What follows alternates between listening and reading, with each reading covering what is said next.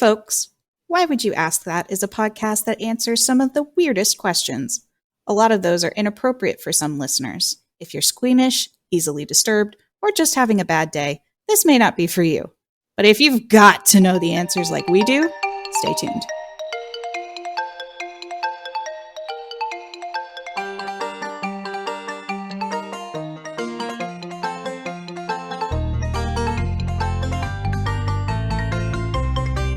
You ask that? Presented by me, they, them, and Karen, she, her, and Remy, he, him.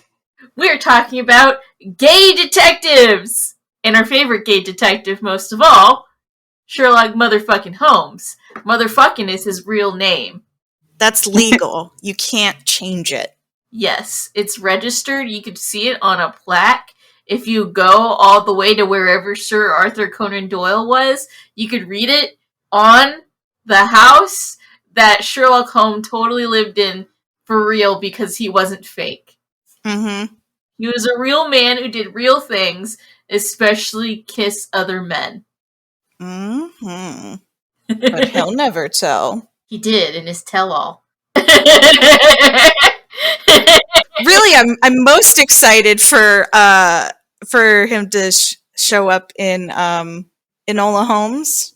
Was he? Yeah. He was in that. Was he? Yeah, he was in that. I'm just thinking someone in Enola Holmes is playing their character as bisexual. It's Henry Cavill as Sherlock Holmes. Great. See? Perfect. I nailed it, kids. Yeah, because people were super pissed off about it. They were like, what? You never know. Sherlock Holmes isn't gay. And then they look at Robert Downey Jr. Who said, no, me and Jude Law totally played them as, well, in Robert Downey Jr.'s words, butch homosexuals. Because that was the times. Butch homosexuals. That was his quote to David Letterman. Oh. That was how he said he played him. And one of you has made a joke that Sherlock Holmes is real, and it's really funny because I mentioned this somewhere further down that people thought that Sherlock Holmes was real in the 19th century, and that's a thing that happened. So, oh no, really? Yeah, there was actually more than a few people that really thought that Arthur Conan Doyle was just the editor of the real Sherlock and real Watson's, like, diaries. Oh my god. Not really the wildest thing. One of the first Rainbow Party people. So at one point in one of the books, Sherlock talks about, like, all the different kinds of tobacco ash. And so, like, a tobaccoist from America wrote to Arthur Conan Doyle and was like, can you give me the letter where Sherlock said those things? I really want a copy of it. And he's just sitting there like, He didn't. Yeah, he didn't. I did that. Yeah. But yeah, to the thing about Robert Downey Jr. played him as gay and Benedict Cumberbatch played him as gay. So Robert Downey Jr. said, yeah, I played him as a butch homosexual. Martin Freeman, who played Watson in the BBC Sherlock, said it so much nicer. He said that the show is the gayest story in the history of television, and that he saw John and Sherlock as being profoundly in love. Quote, it's about the relationship between the two men and how it develops and how it changes. It is about the things that wind each other up and the things that they genuinely love about one another as well. We all certainly saw it as a love story. These two people do love and kind of need each other in a slightly dysfunctional way, but it is a relationship that works. They get results. Now, I have a lot of problems with this, but that's how Martin Freeman saw it. Benedict Cumberbatch saw it that way too, but he really didn't have anything that poetic to say about it. He just was like, yep. Benedict Cumberbatch's quote was, love conquers all. Wow, thanks, Benny.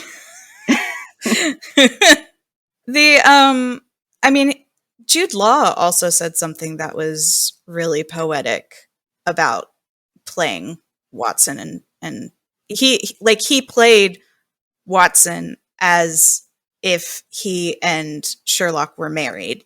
Here's the quote. Interviewer, you had a bit of a bromance going on there. And then Jude says, what is this new term everyone's using? It's a horrible term. What about just a romance? And the interviewer says, no, it's not the same, because then you'd have to star in a romantic comedy together or something. And he's like, we just have. Have you not seen it? And I was like, oh my God. He's right. It is kind of a rom-com. I love it. That's great. He's like, did you not watch the movie? And apparently when they asked Robert Downey Jr., he said, I think the word bromance is so passé. We are two men who happen to be roommates who wrestle a lot and share a bed. Exactly. I talk about those things too, but not about this movie. I chose not to talk about Guy Ritchie's movie because everybody knows it was gay. Guy Ritchie said it was gay. You could tell it was gay. And this is the difference between queer baiting and queer coding, and that's literally what I'm talking about with you today. Woo! I found myself talking about the BBC's Sherlock, and I was like, well, this is what we're talking about today. We're talking about the difference between these two terms because they're different. Mm-hmm. So, queer baiting and queer coding are mistaken for each other for people that don't understand the difference. There's a little bit of a similarity. Queer baiting and queer coding use subtext to hint at queerness, and both can have a negative impact. But queer coding can be used to explore sexuality when this may not have been allowed otherwise. Queer coding exists in neutral space and can be utilized positively and negatively, but queer baiting is never positive. It's only used to draw queer audiences into a piece of media, and its intention is never to meaningfully explore queerness. It's just negative. It just has a negative impact on queer audiences. So it's important to draw the distinction between the two things. Queer coding helps queer creators who otherwise can't express their queerness in their work. So, like, for example, I think literally all three of us have watched Steven Universe. Mm-hmm. Oh, yeah. Right? Yeah. Probably most people at this point have watched some part of Steven Universe.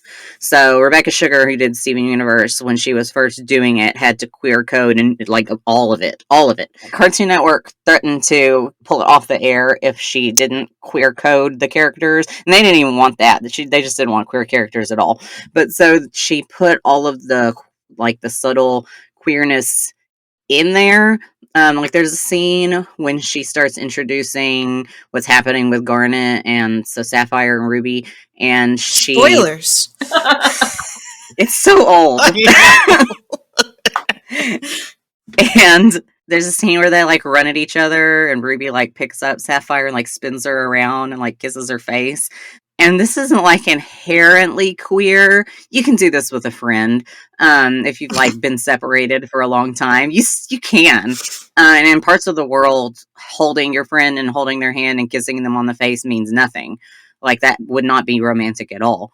And so it's not inherently queer. And Cartoon Network decided that it wasn't queer enough that they had to keep it out of the show, but they also told her that it was putting her on thin ice. Mm-hmm. You're on thin fucking ice. Yeah, they told her that was already too queer, and we know from later in the show that it gets much queerer than that. Oh yeah, but that was already too much. So queer coding in this instance keeps a show on the air that includes representation and that otherwise wouldn't be allowed to continue to be on the air. So it exists in that sort of neutral space. But this is in America where like being queer doesn't inherently have like horrible consequences.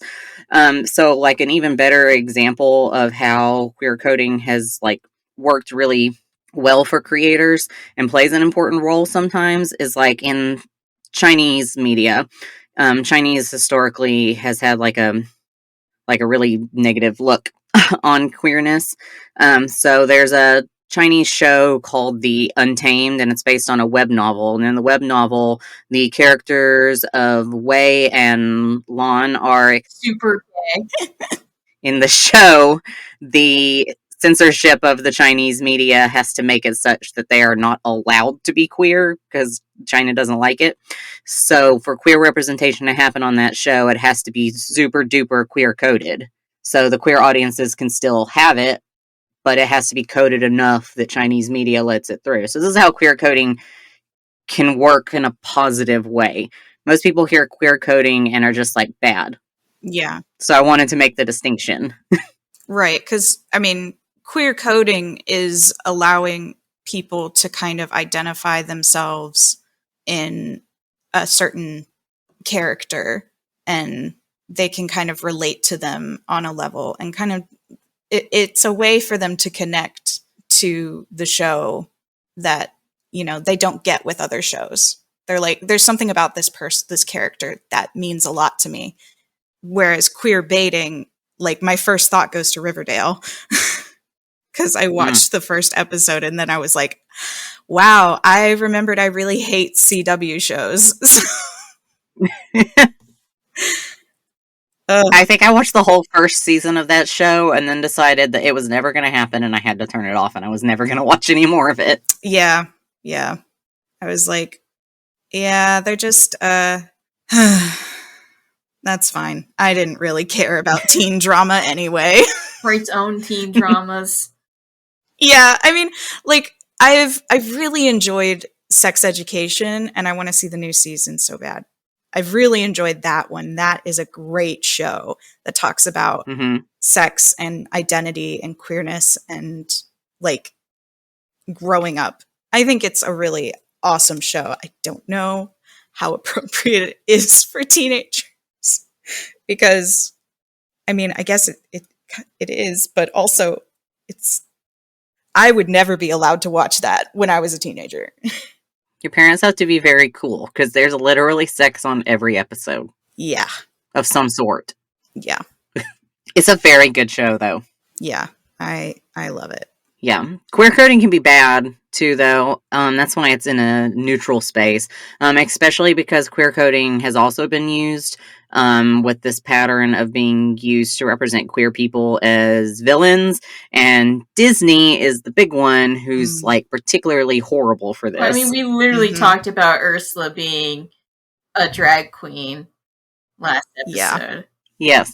Yes. Ursula, the Sea Witch, was literally based on a drag queen. She's not even just coded that way. She just is based off of a drag queen.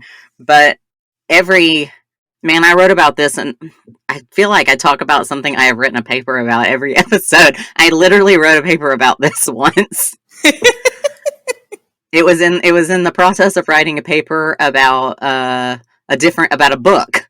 But I mentioned it in a paper anyway. Yeah, basically every Disney villain for a large chunk of time was queer coded. Really? Well, Scar. Yeah. Yes. I literally have Scar written down right here. Yeah, I mean, I feel like Scar's an obvious one. Is Maleficent a lesbian? Yeah, Maleficent. When I was writing things down for this list, Maleficent came up in a lot of lists as Disney villains that are queer coded. I feel like Angelina Jolie didn't help with that case. I mean, I don't know. I haven't seen Maleficent actually, but I mean, I just get very weirdly queer energy from Angelina Jolie, and I don't know why. Is it because of Tomb Raider? Is it because of that outfit? That's why. Oh, and because she voiced the sexy fish. The sexy fish? Shut up! Oh, wait, I know what fish you're talking about.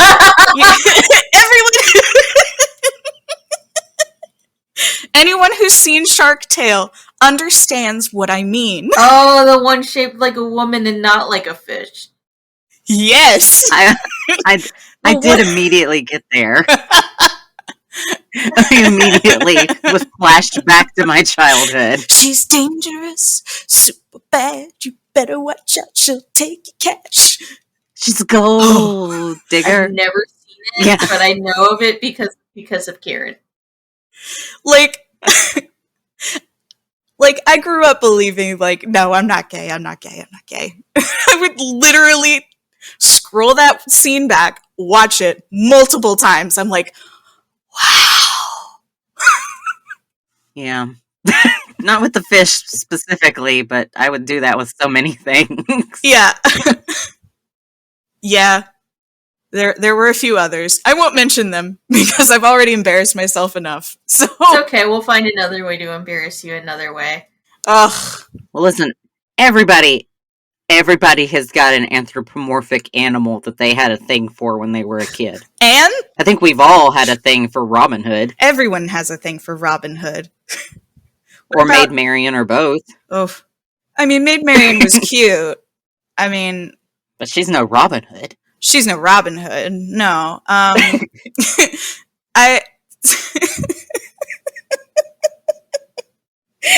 remembering the Secret of Nim 2 and because I was at like the right age where the main mouse, I think his name was Timothy, which is a weird name for a mouse. I was like at the right age to be like, wow, he's older and cool. Y'all ever seen Ringing Bell? No. What's that? Hold on. Wait, you might have shown me this. That's I need to show you the fucking talking sheep movie. Yes, and with the when he becomes the hot emo. He grows up, he's a hot emo sheep, and I'm like, damn,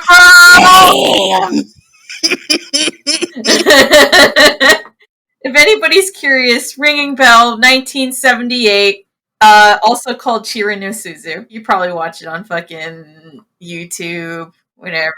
I think we did watch it on YouTube. I've watched this movie like 6 times, at least. Okay, so there's Scar, there's Ursula, Maleficent, Jafar. I mean, Jafar... Yeah, I said Jafar, yeah. He's bisexual, because he was also into For Jasmine. Sure. But who wouldn't be, am I right? Or at least he wanted her for her power. I don't know if he was even into her. I mean, he put her in chains. Yeah, there's that. That doesn't say I love you. I don't. I'm sorry.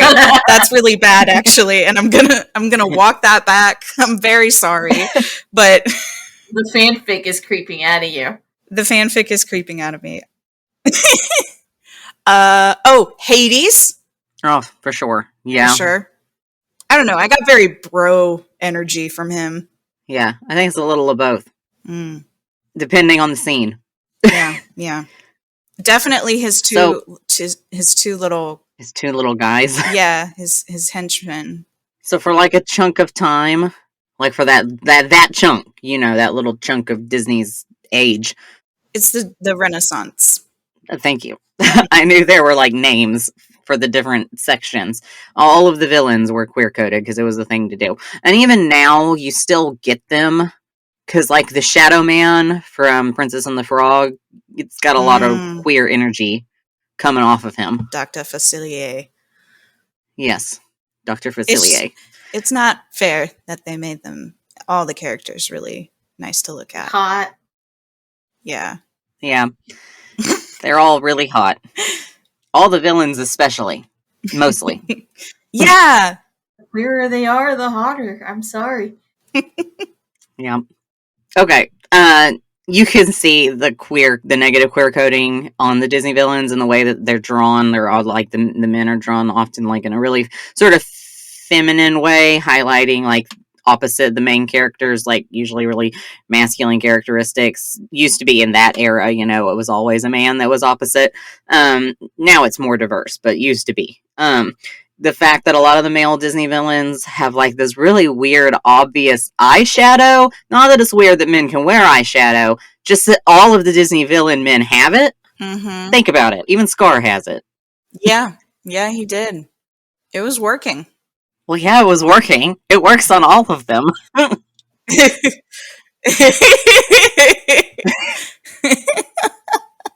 So it can be used both ways. Now, queerbaiting is always negative, and it's when a piece of media hints at queerness being present in it, but doesn't actually include any queer representation at all. It's done to draw the audiences into a piece of media, specifically queer audiences, because they know it'll pull in the numbers, but it's harmful to the queer audiences because it doesn't give us the representation. It just strings us along. Mm-hmm. So there's so many examples. There's a really big one in Harry Potter because I'm not going to miss the opportunity to rag on the series. Mm-hmm. after the books were published, J.K. Rowling claimed in 2007 that Dumbledore was gay, and then acted super surprised that nobody had picked up on the fact that he was gay in the books. She was like, "What, you guys? Couldn't you tell in the books that he was gay?" But she hadn't written him as gay. She hadn't coded him that way. There was nothing in there to suggest that he was gay. But she said that he was, and that must mean that he is. And then after that, she just sort of continued to bait that fact along to keep audiences coming back to content that included Dumbledore. This is how she has continued to get people to watch things like the Fantastic Beasts movies, because objectively, and this is my own opinion, they're not that great. The movies are not that great. I've never seen them. This is my opinion. The Harry Potter movies. I only liked the first 4 books before Harry Potter went full asshole. He did go full asshole. He did go full asshole. I stuck around for Hermione and Emma Watson because I really like Emma Watson. Yeah, I didn't like the movies because they were just like, the palette was too dark for me and I didn't feel like it was very fantastic. So the movies themselves, there's a lot of really good things in them, elements. Eddie Redmayne did a really good job in those movies as Newt. But I don't know. There's the movies themselves I don't think are great, and J.K. Rowling keeps doing shitty stuff, like a lot of really super shitty stuff towards the queer community in general, but specifically towards the trans community. She's just the worst, the absolute most garbage person. It's like she's picked and chose which part of the queer community she wanted, which was gay guys and maybe some lesbians.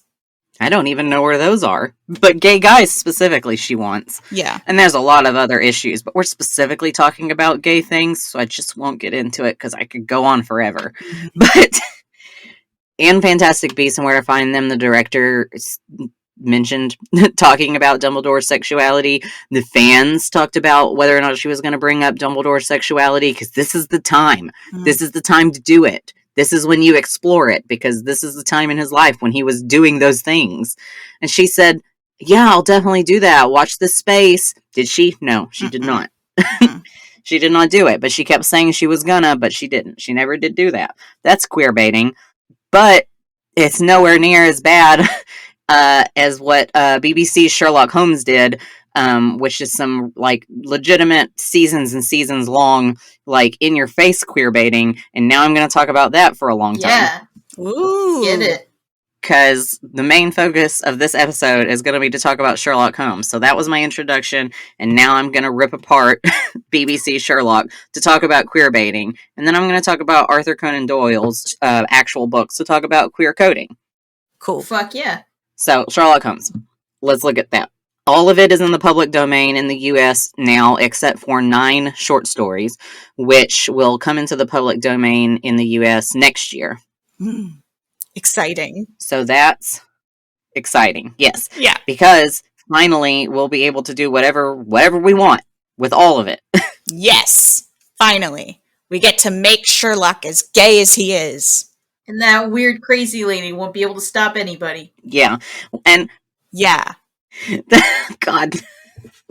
I didn't even mention her.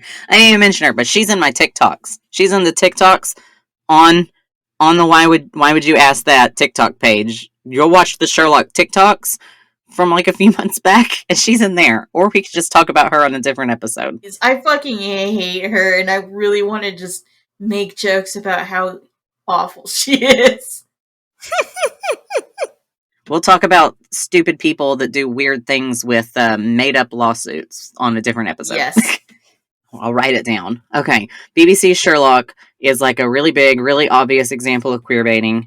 Here's some various factors. First and foremost, the writers themselves play into the queerbaiting, because Stephen Moffat came onto Sherlock after having written and directed some episodes of Doctor Who that were really acclaimed, and so people had a lot of expectations for him, because the show itself is known for like massive diversity and representation in these areas. Mm-hmm. I don't know, have either of you watched Doctor Who? Yeah, I watched all the way up until like the End of the 13th Doctor. No, 12th Doctor. What did he look like? Oh, you know what? He was the one with the insane brow. Peter Capaldi, the old guy. No, he was right after where I stopped. Oh, okay. Matt Smith? Yeah. Okay. Yeah. It's been many years. Matt Smith is the 11th Doctor. Well, there you go. I like Matt Smith. I don't know why. Karen, have you watched Doctor Who? I've seen one or two. You guys, if you like sci-fi, you would like Doctor Who because it's very diverse and it's got a lot of gay stuff in it. Jack Harkness is in there, and he is literally so pansexual that he is now the name of a test Harkness for test. how gay something I is. literally went and reviewed this last night. I was like, the Harkness test. It makes me laugh. Yeah, the Harkness test. Jack Harkness is from Doctor Who. That's where that comes from. Oh my god! Karen, maybe I'll introduce you to it, like, because I really Yeah. like the modern Doctors. I haven't watched past 11. Jack Harkness is so super duper pansexual. He flirts with everybody and everything that is consensual and of adult age. Good. I definitely feel that. Aliens, men, women, non-binary people, lizard ladies, everything. Sounds like a certain Dragonborn I play. And then, like, there's lesbian couples and gay couples, and the Doctor regenerates into male bodies. Until recently, was a female-bodied person, but the Doctor essentially is just a species that is basically non-binary because they just gender fluid. That's the one. Mm-hmm. They just go back and forth. They can regenerate into whatever. Mm-hmm. Well, they're only supposed to have a certain number, and then he was just like, They are only. "Oh, reboot." And like, we need more seasons. Anyway. Sorry, I distracted myself. Stephen Moffat did some episodes of Doctor Who, like a lot of them. I didn't care for him as a writer, but plenty of people did like the things that he did. And so people had some expectations because the show itself is super liberal and super diverse and has a lot of really good queer representation. So there was some setting up of expectations there. And then as his co-writer, he picked Mark Gatiss, who's openly gay, and so people just had a lot of hopes for this pairing. Yeah. Right off the bat. So Moffat, I don't think, intended for Sherlock to ever be gay. I don't think he wanted it that way, but he's a shitty writer, and so everyone started insisting that the only explanation for the way Sherlock and Watson were acting was that they had to be gay with each other, and I don't think he could just admit that he was writing them in a way that he didn't mean, and so he just started trying to disprove it, but instead of like writing in a love interest, because he's incapable of writing well-rounded female characters, if you watch his Doctor Who episodes, you can tell this. So Yeah. I'm not just making my own opinion here. He's just bad at it. I've heard. He's incapable of writing female characters. So he couldn't write in a well-rounded female character to be a love interest for either one of them. So instead, he was like, okay, I guess I'm just gonna go big or go home. So he just was like, I guess I'll just lean into these theories. So he kept the theories going to keep the people who were watching and hyping up the show along, because the people who kept the show like hyped up during those like years-long hiatuses that the show was on and kept the ratings like big was the gay audience members, because a lot of people just like left during those big long breaks that the show took. Mm-hmm. So the creators of the show built a lot of queer subtext in without the intention of following through, because if you've watched all of the series of the show, they never follow through with it at all, which is queerbaiting. From the intense eye contact that goes on for like noticeably long times, and Sherlock always losing his composure whenever Watson is threatened, to all this hand-holding that they do. And then also there's a blog that Watson writes, quote, quote, because the creative team writes a blog as though Watson is writing the blog. I have an excerpt from John Watson's blog. from the first time that he meets Sherlock with a comment from one of his friends. And remember, like I just said, this is a blog written by the creative team of the show under the guise that Watson wrote it himself. Here's the quote. Just listen. You tell me what you think. He says, "It's mad. I think he might be mad. He was certainly arrogant and really quite rude, and he looks about 12, and he's clearly a bit public school, and yes, I definitely think he might be mad. But he was also strangely likable. He was charming. It really was all just a bit strange. So tomorrow, we're off to look at a flat. Me and the madman. Me and Sherlock Holmes." Gay. Yeah, that's gay. And the comment on it said, "Mate, have you gone gay?" Yes. And this is a comment from supposedly one of John Watson's friends. And then they had Watson's sister also respond in a similar fashion. The creators of the show did. What? Yeah, so the creators of the show had Watson's sister and friend respond like, "Dude, are you gay for this guy?" So that's the beginning. That was the start. Ugh. That's... I don't like that. Yeah, the show employed so many romantic tropes to build up the queerbaiting aspect. Like, for example, as just demonstrated, the everyone can see it but them trope, which happens when two characters are perfect for each other, but neither or only one of them realizes it.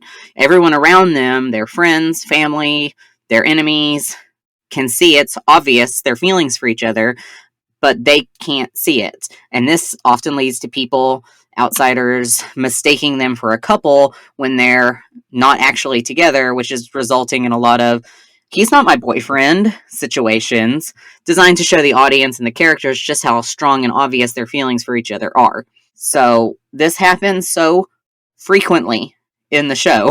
Mm-hmm. It's basically the show in a nutshell. Yeah. Yeah.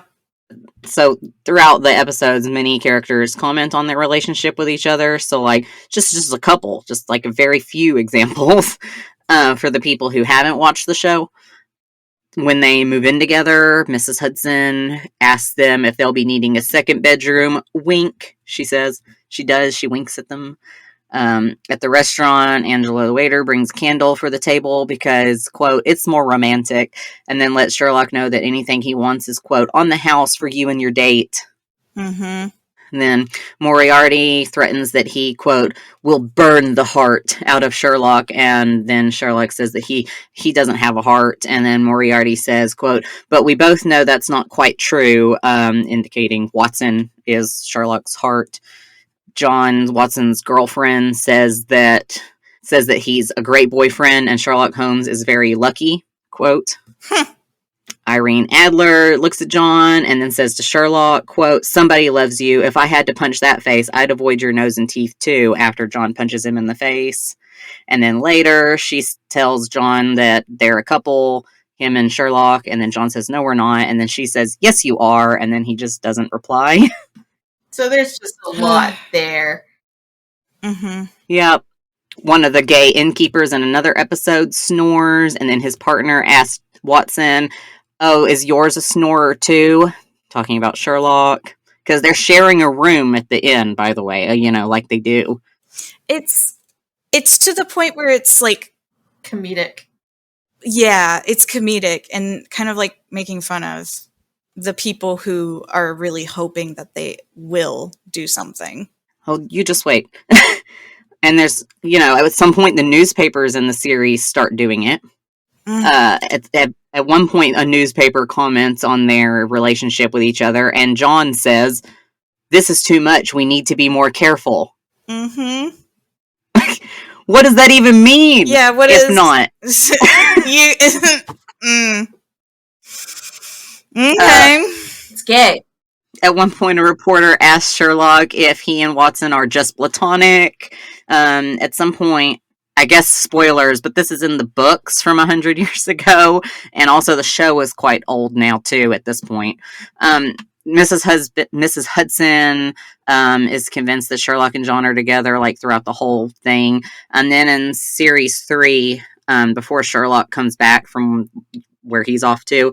John goes to see Mrs. Hudson and confesses that he's met somebody and is thinking of getting married. And Mrs. Hudson goes, "So soon after Sherlock? What's his name?" And then is super surprised when John says, "No, it's a woman." Yeah.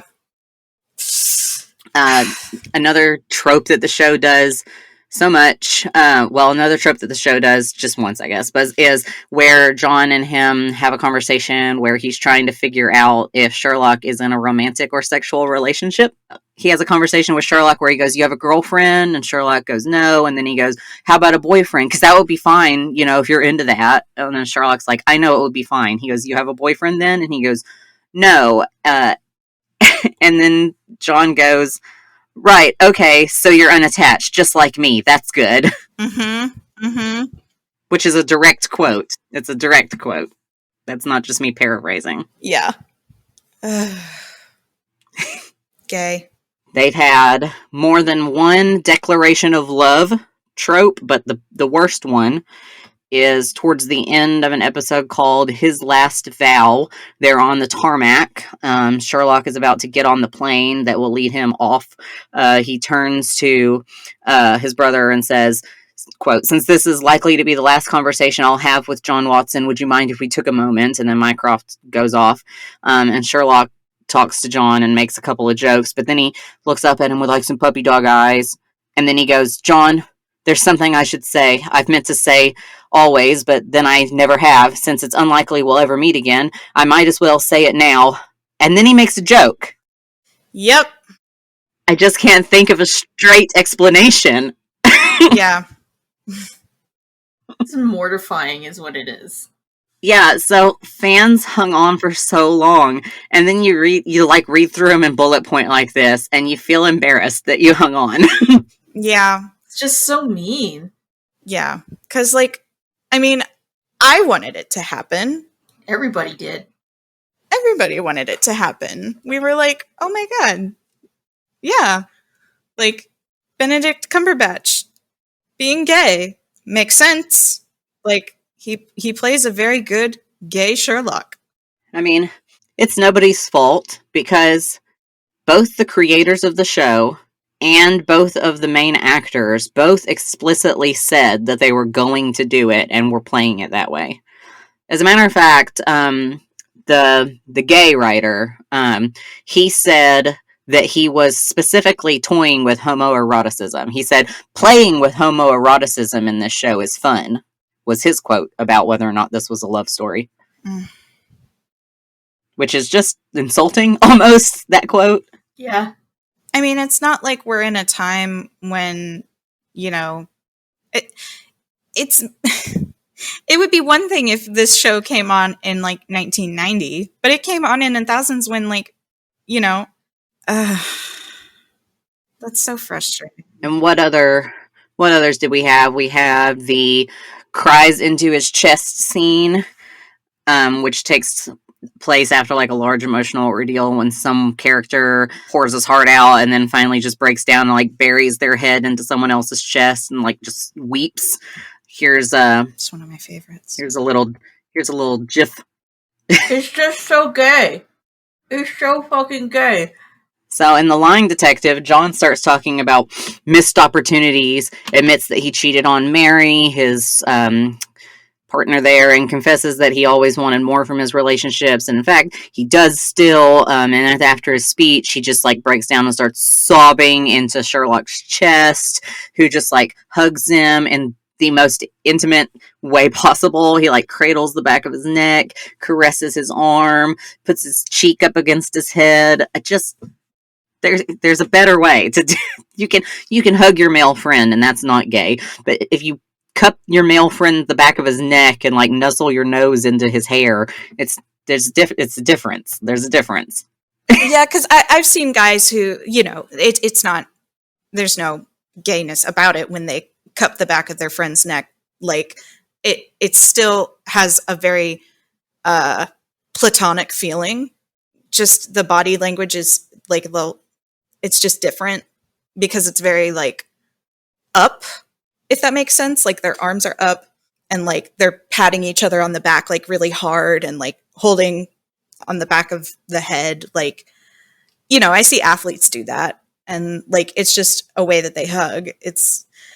But the way that Benedict does it, it's so intimate. It's so soft. Yeah, they're just purposely doing it in a way that's meant to look that way. Yeah. And it's frustrating. Yeah. Because they want you to want it. Yeah. And then, let's see, we've also got the moment killer, you know. It's going to happen. They're about to share their feelings for each other. After years of keeping it hidden, they come close together and they look in each other's eyes. There's never been a moment so perfect. And then someone walks into the room. Oh, the cock blocker. Yeah. So after John and Sherlock return drunk from a night out, they fall asleep next to each other on the staircase. And then after they finally make it back up to the flat, they start playing like a drunken game together and everything's going fine. But then at one point, John literally kneels between Sherlock's spread legs and puts his hands on his knees. That's gay. Come on. Like, I mean, that in itself is not gay, but everything else about this show. They really work the gay angle. Yeah. Like, I don't know how to explain to someone that, like, certain gestures and movements and things are not inherently gay, but it's the context that makes it gay. Yep. Yeah.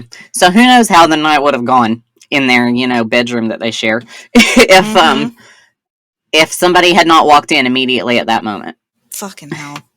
And then BBC puts out this image right here, which for those who can't see it, says platonically touches your knee, with that image of John kneeling between Sherlock's legs, or just about to be. Yeah. Which is just really irritating. Yeah. Like, how dare you? How dare you? Because the insinuation is that it wasn't platonic, but we know it is because they never confirm that it's anything but. Mm-hmm. Assholes. Yeah. Like... And then they, other than that, because there's more, I could have gone on, but I chose to stop continuing listing romantic tropes that this show employed. There's literally half a dozen more I could have gone on with, and then I was like, I gotta quit. You have to stop, or else this is the entire episode. Yeah. So, and then of course, so they promoted the show with images like that one, and then they also promoted the show with, like, let me show you another picture that is also infuriating. This was their promotion for season 4. It says, Sherlock's back and he's in love, but who with? And then there's a picture of Sherlock in the forefront and with Watson in the background. Mm-hmm. Oh, God. What is this, BBC? What does it mean? It's so blatant. Nobody knows why. Nobody knows why they wrote that, because in season 4, there's no love interest for Sherlock. What the fuck? Oh my god. That's not the season with the Sherlock girl? There's no love interest for Sherlock. I'm so sorry. That's the dumbest thing. So I'd ever see. I was like... It was. Like, phones don't even look like that. They never looked like that. What? That's not how it works. I don't care about creator Stephen Moffat said during a 2012 interview, it's always definitely a love story. Stephen Moffat said, I think Watson is infatuated with and fascinated by Sherlock Holmes. I think Sherlock Holmes absolutely relies completely and utterly on John Watson. He's devoted to him, he says. And then Mark Gaddis, here's the quote. He said, playing with homoeroticism and Sherlock is interesting. It's just, which is just irritating and insulting. Yeah. So when the creators say stuff like that, the fans aren't making up the subtext. The creators are telling you that they're putting it in there with the intention of having it in there, but without the intention of fulfilling it. They're telling you they want you to read it, but they're not going to fulfill the intention. Yeah. That's queerbaiting. At one point, BBC Worldwide changed the header on their profile on LinkedIn and used a photo of Sherlock and the phrase, making history, Why? What was the meaning? Nothing about season 4 made history. This pissed off a lot of people. Yep. None of it ever came to fruition, and that's queerbaiting. The fans of Supernatural had an incredibly similar dilemma over the entire 15 seasons of the show, trying to get Dean and Castiel hooked up, and I watched the entirety of that and was similarly incredibly irritated. Mm-hmm. I got to watch that through shots of Tumblr. Yeah. So I liked the show a lot, and I won't break it down like this, but the creators on that show decided that they were going to bring it to fruition, but the episode that they decided to do that on, it was nothing. Like, it was not the thing that they said it was going to be, and I was like, what is this? This is not that. It is cruelty. Because they put out a bunch of stuff that was like, Destiel has been confirmed. And I was like, no, it's not. This is only barely what you say it is. Yeah. Queerbaiting, yes.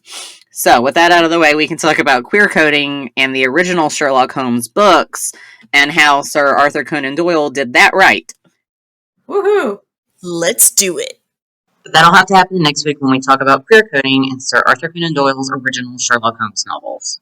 Thanks, everybody, for listening. We are very excited to take your questions, too, because we want to hear them and we want to answer them, and we are so super qualified to answer questions.